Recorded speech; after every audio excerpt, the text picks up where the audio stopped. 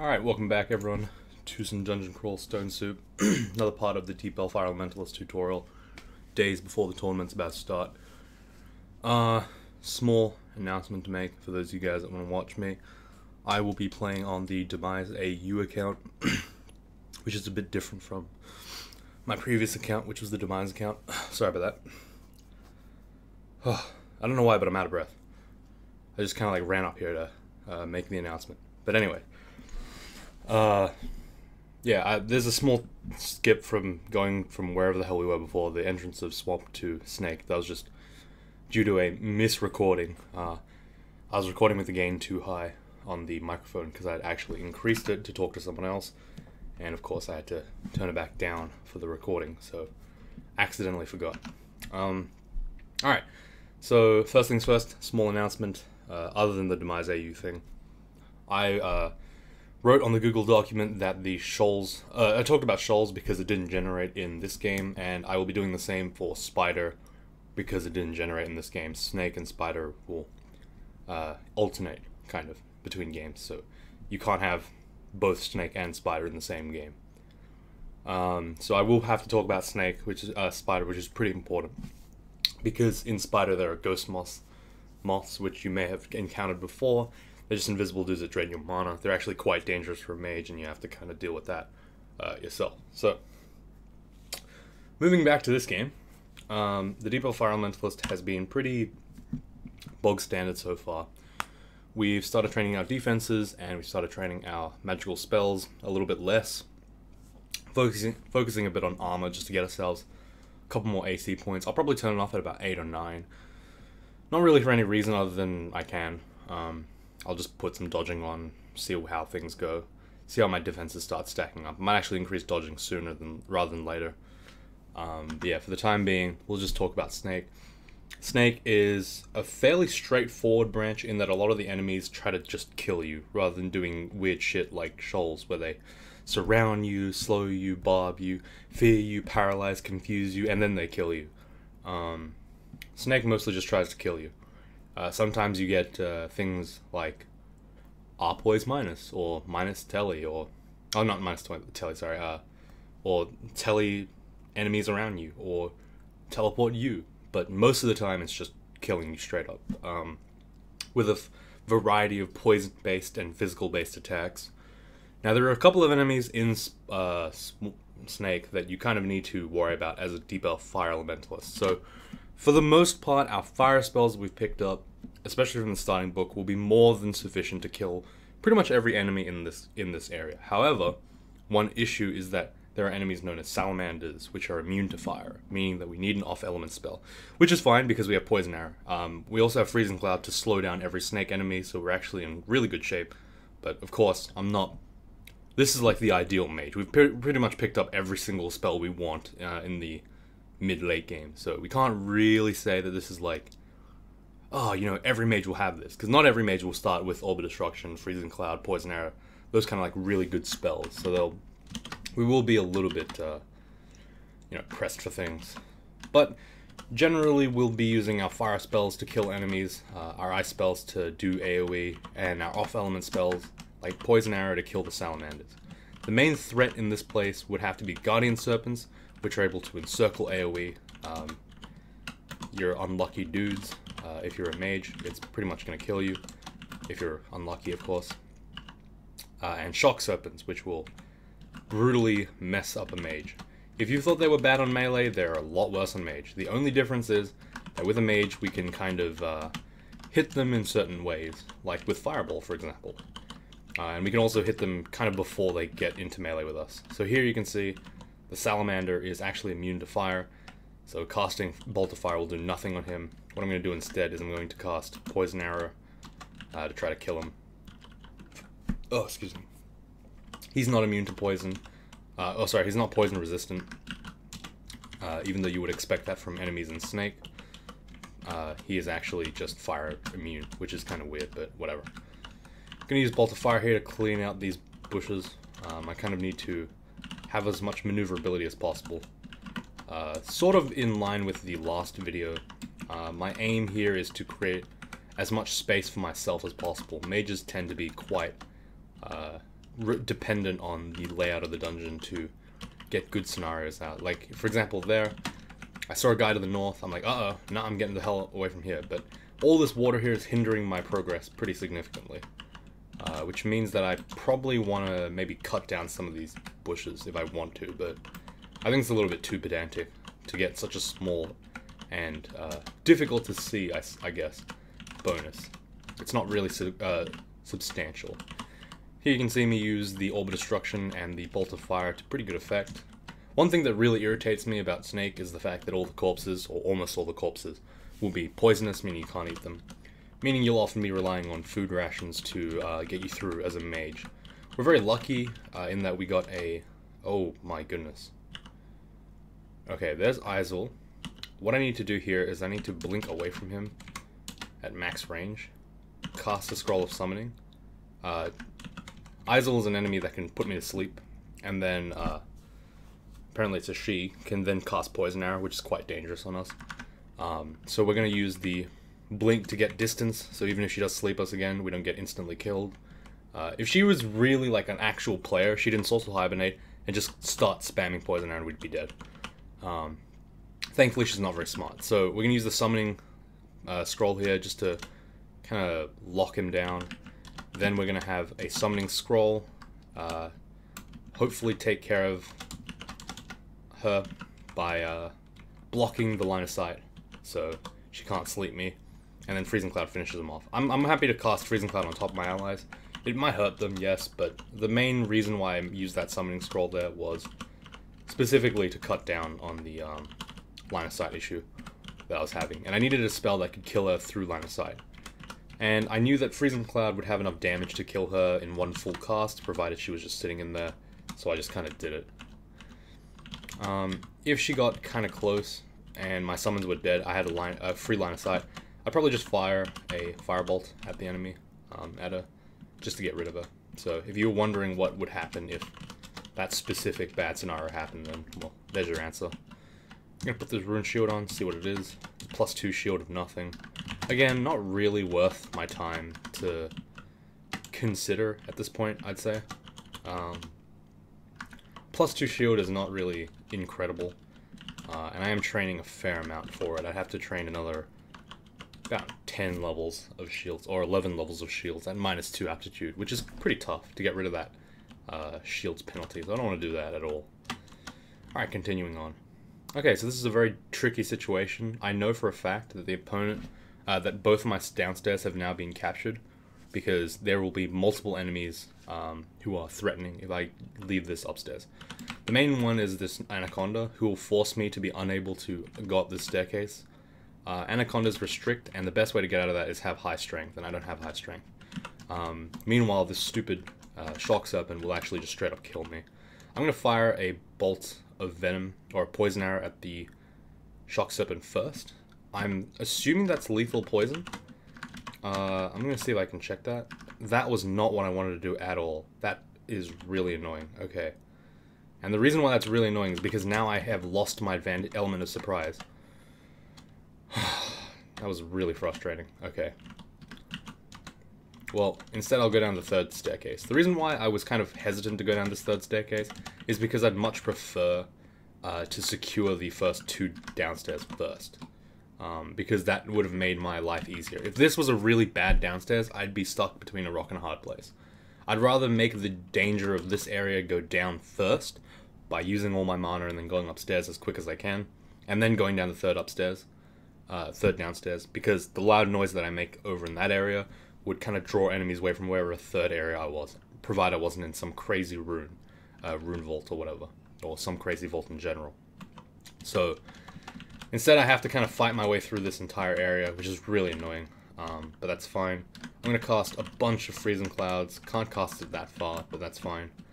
Going to use 1 Bolt of Fire here. Again, being pretty aware of the fact that if I cast a Firebolt on these Freezing Clouds, I'll end up killing myself. Or I'll end up extinguishing the clouds, which is not good.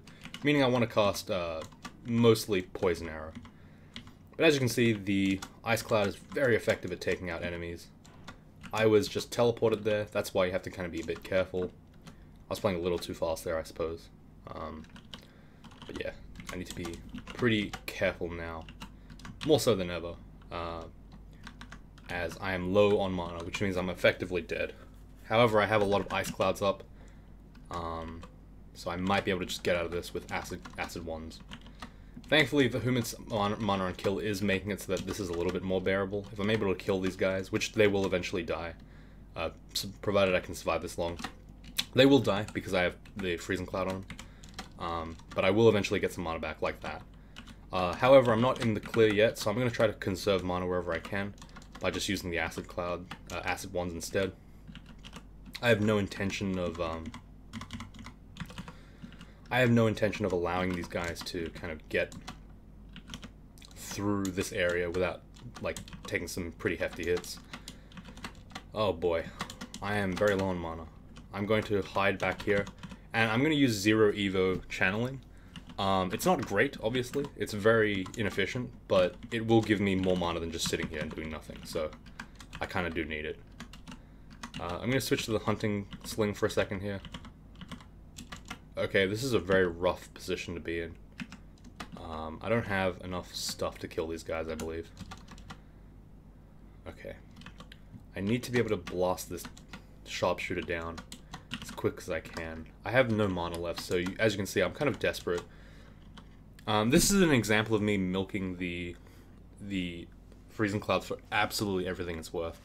I'm kind of shooting enemies with the wands to just kind of pass time and do a tiny amount of damage, but the majority of the damage is coming from the clouds. Okay, we got thrown for another loop here. I think at this point it's probably worthwhile for me to chug a potion of magic just to stabilize if I have one. But on top of that, it doesn't seem like I have a really good position. I'm just going to teleport one more time. That's a bit unlucky, but it's fine. Okay. So I have only 4 mana left. There's no real point in me trying to use, say, Sticky Flame or anything. It's not going to kill any of these guys quick enough for me to make a difference here. I'm going to just use the Potion of Magic, and I'm going to try to cast Bolts of Fire to try to take out some of these guys real quick. Unfortunately, I'm going to have to Fireball here because it's the most optimal spell used to hit 3 people in such a weird pattern. This is a little bit unfortunate, like I said. I'm making a lot of noise in an area where I have low mana, so I'm just going to rest in this corner, try to get as far away from the unknown as possible, and there you go, I stabilized. So I got a little bit screwed over there, mostly by the teleportation, but that was a bit bad, I'd say. So there you saw me immediately retreat from 2 enemies. I saw 2 enemies, they didn't notice me yet. I backed off immediately, he couldn't see me again, and he was just left wondering where I was. Allowing me to regain all my mana, which is pretty good. Okay, I need to bring up some ally skeletons. These guys are going to help me kind of just get through this area without dying. Bolt of Fire again showing its power by letting me cast at full screen, doing an insane amount of damage. For a full screen spell, it's an unreasonable amount of damage that you can put out with Bolt of Fire. It's quite insane, actually. Okay, I'm starting to run low on mana again. I'm just going to back off, rest in this corner, try to stabilize, and return to the combat area. I'm being pretty cautious about how I explore, even though I know that most of this floor has been like emptied because I've killed a lot of stuff already. I'm still being fairly cautious with how I deal with things. Head straight towards the upstairs, and then go back upstairs. Alright. Check these gloves out. Okay, +2 nothing. That's fine. Enchant weapon. Nothing I really want to enchant. Scroll of Holy Word. Nah, I don't really need it anymore. I could have used it before, but I forgot to. And yeah, just generally, we've cleared most of this area now. We're doing alright for ourselves. Fan of Gales is fine to pick up. It's not great. You can get some Evo in to make it a little bit better, but I tend to find that it's not that good. It's fairly okay. It's mediocre at best. I'm going to pick this cloak up for one main reason. We actually have deflect missiles on tap at some point. We have to go down to D14 to pick it up, but we have enough spell levels now that we can actually afford to get it. So it's probably worth training. Yes, cast it. Thank you. And that makes our Scarf of Repulsion effectively worthless, meaning we can grab 1 extra AC with the +0 cloak. So it's a small optimization. Makes our deflection stronger, and it also makes our AC 1 better, which is not bad. I'm also going to turn Conjuration's training off and armor training down. Charms is pretty important right now to improve my deflect missiles down to a reasonable like spell failure rate. Maybe like 10% would be fine. If I was really pushing for EXP, I'd probably just leave it at 10% fail rate for the rest of the game. Mana Viper, generally not too much of a threat. If they do get in melee with you, you will lose mana though, because it has an anti-magic bite. But anti-magic tends to not be too detrimental if you can just kill the guy before it gets to you. But yeah, what are we talking about? Oh, I don't want to train Ice Magic, no. Okay, we've turned a pretty poor corner here. That's unfortunate, but we didn't really have a choice, to be completely honest. So we'll try to head away from that corner, just so we can kind of approach it from a different angle. One that will probably give us a little bit better of a chance, I suppose. Alright, well that was a fairly sticky situation, but we managed to get through it, and the whole floor is now clear. So that we can move on to Snake 3 now. I don't want to cast Orb of Destruction this early in the thing. I definitely need to kill this Guardian Serpent, like, really badly. I'm gonna actually try to fireball him just to kill him. If I can kill him, then it's worth making all that noise. And the main reason why is because the Guardian Serpent can blink all of its allies towards you in a circle, so it can just instantly surround you.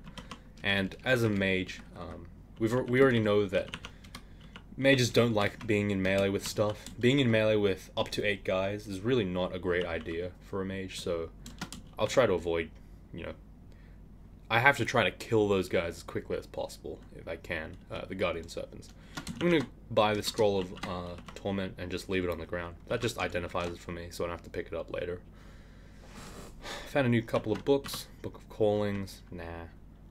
Book of Death, no. Oh, Bjorn's Vile Clutch isn't in this one. Interesting. Book of Party Tricks. It's got invisibility, which is a pretty good spell, but probably too much of an investment at this point in time. Book of Enchantments we already have. Book of Warp. Again, Control Blink is fine, but it doesn't work in Zot, and it's a level 8 translocation spell, which isn't very good. So I'm just not going to bother. Alright, Shock Serpent. Again, these guys are nasty guys. I think we do have RLX somehow. Pretty sure. We do not. Never mind. But generally, we can actually kind of treat them as reasonable enemies because rarely will they live more than one turn in our line of sight. Either Bolt of Fire or Poison Arrow will take care of them. Alright, Nagarajas. These guys are pretty tough. They're very tanky. 3 Bolts of Fire. But I was teleported. Thankfully, right next to an upstairs. If I was playing a bit slower, I could probably cancel the teleport with my Scrolls of TP, but given how limited TP scrolls are in this day and age, compared to the day of Wands of Teleport, it's really not worth it, in my opinion, to cancel every single teleport out. If I really need to, if I teleport in an extremely unsafe area, I'll just teleport again. It's not a huge deal. Rather than having to cancel every single teleport by reading a second teleport, I'd rather just kind of hold on to the teleports. Alright, so there was a couple of Freezing Clouds there just to kind of take care of those Sharpshooters. Sharpshooters are kind of hard to kill. They're fairly tanky, and they're surprisingly dodgy. Oh, that was not what I wanted to do. Okay. So that was Vashnia there. She's a very dangerous enemy for us. Mostly because of our incredible fortitude. That's really mostly why I'm scared of her, because she's really hard to kill. We can take her out with Orbs of Destruction, but we need to have a little bit better of a position. And we also need to get rid of her pack enemies, her pack allies, so that I won't get randomly murdered by smite targeted shots. This is where Orb of Destruction really starts to shine, where the enemy's at full screen. You can see here I can back off. Notice how the Orb of Destruction actually hit something that was quote-unquote off the screen. This is kind of a technique that I like to abuse, where Orb of Destruction will dissipate if it's outside of your line of sight. But there are things like half turns, where you can kind of have the Orb of Destruction and the enemy sort of standing on the same half tile at the very edge of line of sight. You can artificially extend the range of your Orb of Destruction by 1 tile out of your line of sight by walking backwards while you're kind of throwing it. It's just a very small thing. It's very hard to explain. I can barely explain it. And that's exactly why we don't want to be with this guy. Man, that sucks. Okay, we might have to waste the scroll blinking here just to reset the fight. We're taking a lot of damage here. I'm going to actually reset, yeah. It's probably a waste of the blink scroll. I probably could have afforded to do something else, but I kind of blew all my energy on one of the sharpshooters already. I needed to cast deflect missiles before I went upstairs. That's a big mistake. I'm going to have to go back upstairs now. Okay, are there any other spells that I can afford to use? Not really. Okay. So this is not an optimal position for me to be using Orb of Destruction. It's very likely that those things will bounce off into walls and just dissipate. So you can see there it kind of gets wonky and it kind of goes up and down. At any point where it goes a little bit too far up or a little bit too far down, it'll just collapse into the wall and just dissipate, meaning I wasted 7 mana. It was much better to have this fight here, where I could just kind of shoot the thing. It has a couple of turns where it's like mostly straight, and then it's free to kind of move back and forth here until it hits its target. Like right here was probably the most ideal place to fire an Orb of Destruction north, just because it's so open out that it has plenty of time to, you know, rotate and turn around and do all that good stuff. But we managed to take it out. It was fine. There were benefits to the earlier position as well, which was mostly the fact that we were in upstairs, meaning we could just reset the fight. Of course, there is the potential disaster for Vashnia to kind of blink right next to us for some reason. Not super likely, but still kind of a pain if it happened. So, you know, there's definite risk to that position that we had. It was not optimal whatsoever, so unlucky, I guess. Anyway, you see there, I fired the poison arrow straight through my own guy. That's fairly, you know, whatever. The game doesn't punish you for killing your own allies unless you're playing Okawara, so you can kind of treat your guys as disposable by firing through them and whatever. If it gives you a good enough tactical advantage, it's probably worth it. I mean, those guys will probably die in like 2 seconds anyway, because they'll just dissipate. But, yeah. I'm not going to treat them like actual allies. It's just pointless to do that. Other than for role-playing purposes, but even as a necromancer, I wouldn't bother anyway to save my own guys. That doesn't seem like something a necromancer would want to do. Okay, so here's a great example of why Animate Skeleton is so damn good. The skeleton, the Black Mamba skeleton there, kind of stood there inside that hallway as the freezing clouds overtook the enemy, and just kind of tanked everything while the freezing cloud was there. So they serve as very useful distractions.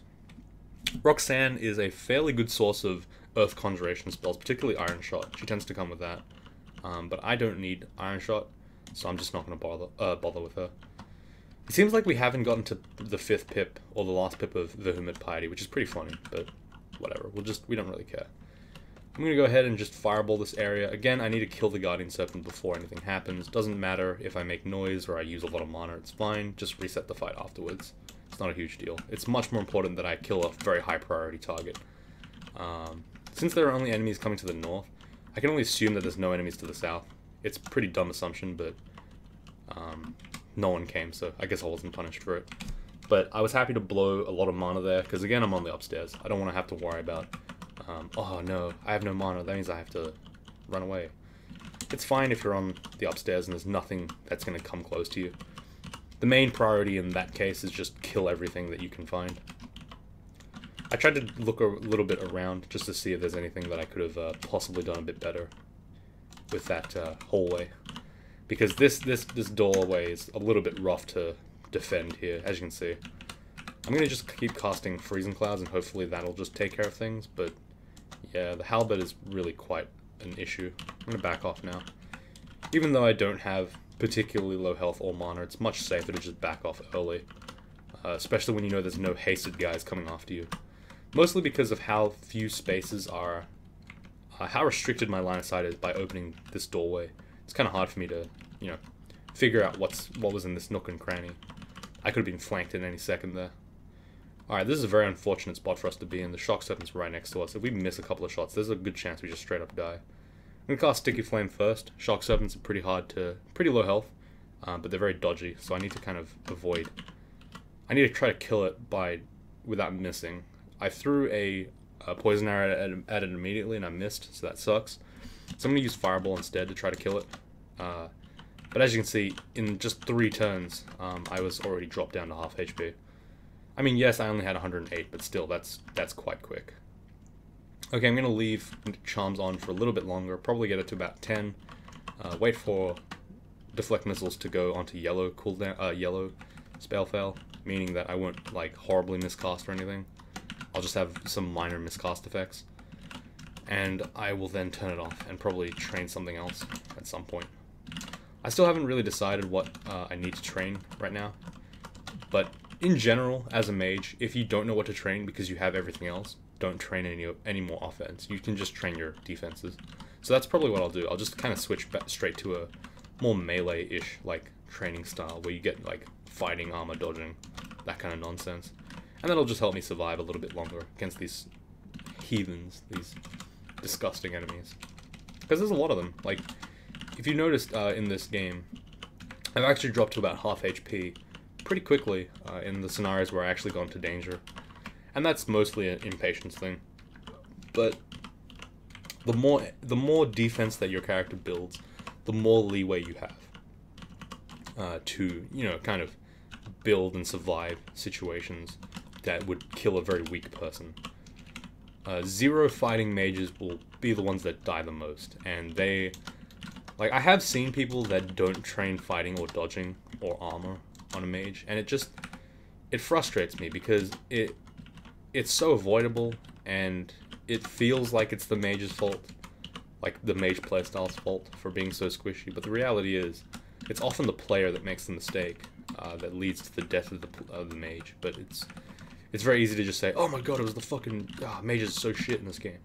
It's not true. Mages are quite good. They're tedious to play, yes. They're slow to play, yes. They have a lot of management issues, but they're not weak. Weaker than a straight melee, of course, but you know, nothing is stronger than a straight melee. With a strong race, of course. Like, you can't really argue that Minotaur Berserker is worse or, you know, even with this mage.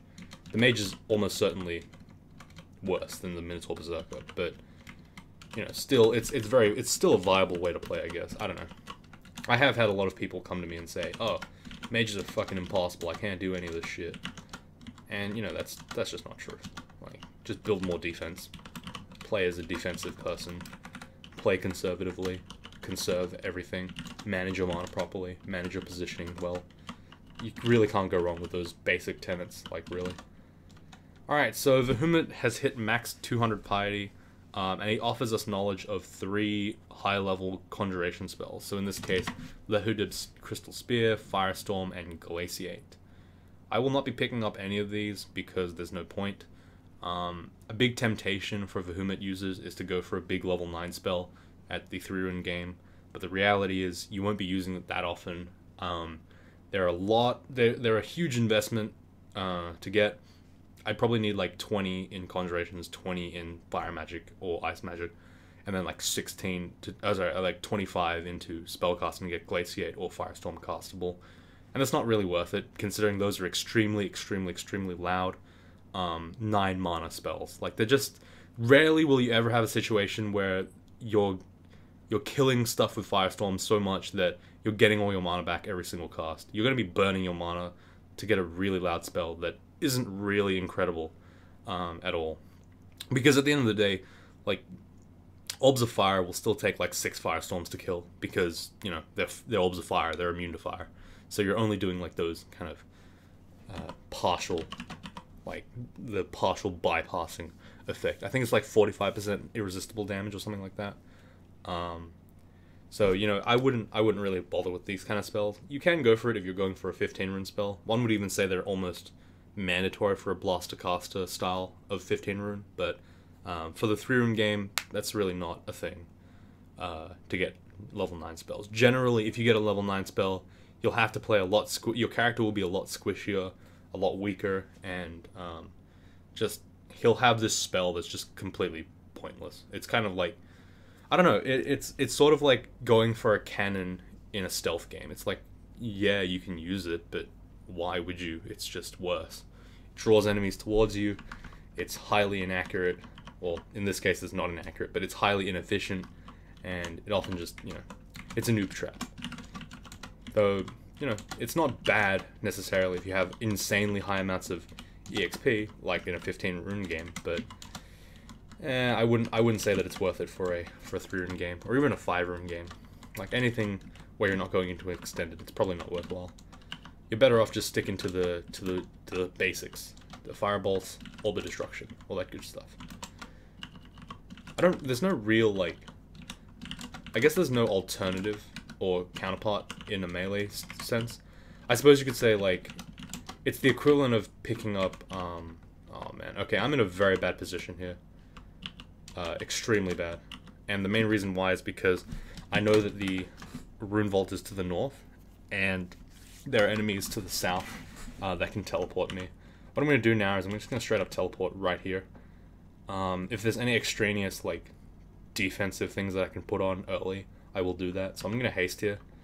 And the main reason why I'm going to do that is because if I mess the teleport up like that, or if I teleport straight into the rune vault, I need to be able to run away really quick. So I'm just going to run away from the danger and just heal up. So with a teleport, this should be fairly obvious if you've played a melee, but if you're disengaging with teleport, you should not be fighting enemies and or standing still.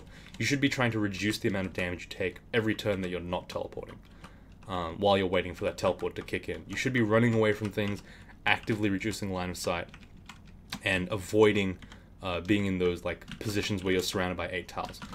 And that's fairly simple because you're making a way out for yourself. If your teleport doesn't like do what you thought it was going to do, you need to have a plan B. And that plan B will only be possible if you have enough health to do that, or if you have enough mana. So yeah, as I was teleporting away, I was also running. I was avoiding being, you know, hit with any charms or whatever that could have stopped me from teleporting.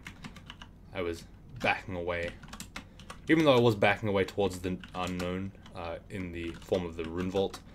I was sure that I was not going to stay in that exact position after the teleport kicked in, so I was okay with it. Alright. Again, being pretty slow and methodical. Moving forward, pushing into fight one guy, backing off the second I see him. Kind of fighting enemies at the edge of line of sight. I'm going to go for strength here, just because I want to bump up my Swamp Dragon armor's effectiveness a little bit more. Armor's at 8. I'm going to go ahead and turn that off, I think. And deflect missiles at 9%. I'll train it lightly, but I'll focus on dodging now. And fighting. I'll probably put more points into fighting to get that health back up. And again, returning to this very same position where you just kind of edge of line of sight, back off, edge of line of sight, back off, edge of line of sight, back off. This is the absolute safest way to play Mage, and it's pretty much the optimal way to play any combat scenarios. This Amulet of Faith is literally worthless on Bahamut. I have no way of really spending my piety, and there's really no benefit for having him. He won't gift me any more spells. After he's done gifting these level 9 spells, he doesn't gift anymore, so I pretty much run out of options for him. Now that all really that remains is the range and the mana boost, which are really hefty gifts anyway, so I'm not too sad about that. Alright, my Orb of Destruction accidentally hit the Naga Mage skeleton that I had next to me. That's fine. He was going to die anyway. It's all good.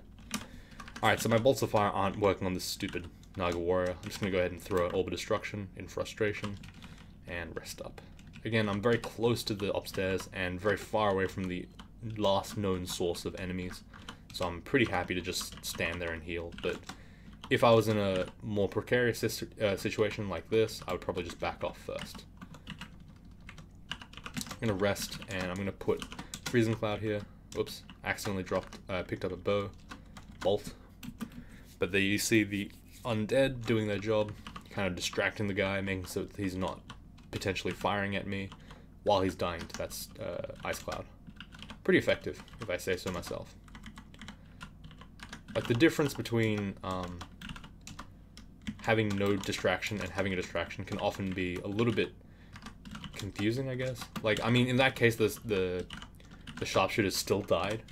But if he had hit me at all, I would have taken some pretty heavy damage. Mostly because he'd shred straight through my robes or my Swamp Dragon armor and hit me for a good amount of damage. I mean, I do have deflect missiles, but there's no point in playing. The best way to play with deflect missiles is to pretend that you don't have deflect missiles. That is, still reduce all the damage you possibly can with deflect missiles, because you never know when you're going to get hit anyway. I'm just going to stand here, let those guys kind of die as they stand in the clouds. But yeah, That's a pretty good tip, actually. I might write that in the document. I know not a lot of people are watching reading the document, but I'm hoping that eventually it becomes a pretty good resource. I've put a lot of, work into it, I'd say. I mean, every single episode that I put out, I put at least like a good 10-15 minutes into just writing a couple of things into the document, just to make sure that, it's up to date and has a little bit of extra stuff. Again, I wanted to make that document a little bit more of a bonus resource rather than something that just replaces the series entirely. I want them to kind of work together. I want it to have some of the things that the video says, but also have some of the things the video didn't say, and all that other stuff. So it is a little bit of a special resource, I'd say, compared to just what you would expect from my previous videos where I do slides and I release the slides. It's not quite the same as that, I'd say. But anyway, we've mostly started to deflate that rune chamber now. I'm just kind of staying back in the shadows, letting my undead do most of the tanking. I'm happy to use Fireball because I know that the only source of enemies is pretty much to the north, so waking them up doesn't really do much other than, help me out because they'll funnel out more often. But yeah, for the most part, I've cleared this place out pretty well. I'm still being pretty cautious in case there's like just one or two crazy mobs that decide to wreck me, but I've been very cautious with my mana, so there's no potential chance of me getting caught with my pants down. I'm just kind of playing back, playing safe. See, even where you see a Naga Mage and a Nagaraja, which are pretty strong enemies, especially in tandem with one another, I am able to, just take them out at full mana. It's these little things that really do change the way that a mage plays. It's from someone who dies often to someone who doesn't die on a mage. There are the differences can often be very subtle, but there will be positions where a lesser player or a weaker player at this game would possibly lose resources in that place where I wouldn't have, or they would have died where I would have used resources, or some kind of situation happens that would put them in a lot more danger than they would have to, and that might, emotionally tilt them a little bit, and then they might make a bad decision later on. But there are very subtle differences between a good mage and a bad mage. A good mage player will be able to see a bad mage player and say, okay, you're a bad mage player, but generally a bad mage player might feel that they're not doing anything wrong. So if you guys are in that spot, be a bit careful, I would say. This is more of a side tip than anything, but be careful and don't treat yourself as if you're playing well, because that's often the best way to just avoid improvement, I would say. This is more of a general tip, maybe. But if you play poorly, it's often very hard for you to see that you're playing poorly. Or it's very often to dismiss the fact that you were playing poorly by just saying, oh, it was a mistake, it was out of character, because 99% of the time when a bad player or a noob plays and dies to some bullshit, they will make an instantaneous decision focusing on one very specific thing, and then they'll just kind of say, oh, it was that. It was nothing else than that. My gameplay is otherwise flawless, but I made this one mistake. Oftentimes it's overly technical. It's just some bullshit excuse. I'm like, oh, it was that. That's the reason why I died. But the reality is, no, there's usually some fundamental underplay. Some fundamental flaw that is underplaying your entire game, which is causing you to, have that mistake and have that death. Look, this is more of a rant than anything, because I did say this a lot in the Minotaur Berserker tutorial, I think, and I do say this a lot in the, how to win, maximizing your wins, all that shit. It's really important to do that, I think, just to come into the game, especially as a mage, and kind of see how alright, I've lost my train of thought, but sometimes you just gotta go into the game and, accept that you don't do things properly, and try to figure out how to do it, even if you're just being silent about it, and you're not really admitting it. You can still, I guess, improve slowly over time by making conscious decisions to fix your gameplay over a long period of time. Anyway, that's a lot of random rambling. I was kind of just getting sidetracked because that's something that has been a fairly sore point for everyone, I guess. It happens constantly when when I talk to new players about deaths, and they're particularly stubborn or something. They will always do that. I guarantee they'll always do that. So if you catch yourself doing that, well, hopefully that I've done a service for you, and you'll be able to improve yourself later on by accepting that you've made that mistake, like honestly accepting it and trying to look out for it next time, because that's the best way to play as anything really, even just a mage. Anyway, I'm going to talk to you guys later. I don't know if I'm going to record again until the tournament, so I might do 1 or 2 more videos. I don't really know. Like, best case scenario is 4 videos, but again, my chest infection thing and my throat is not really holding up so great. So, I mean, I talked to someone for like a couple of hours the other day straight, and I just couldn't talk for the rest of the day. It was just really bad. So, yeah, I'm struggling. Anyway, thanks for watching. I will see you all tomorrow. Check the document. Oh, well, maybe not tomorrow.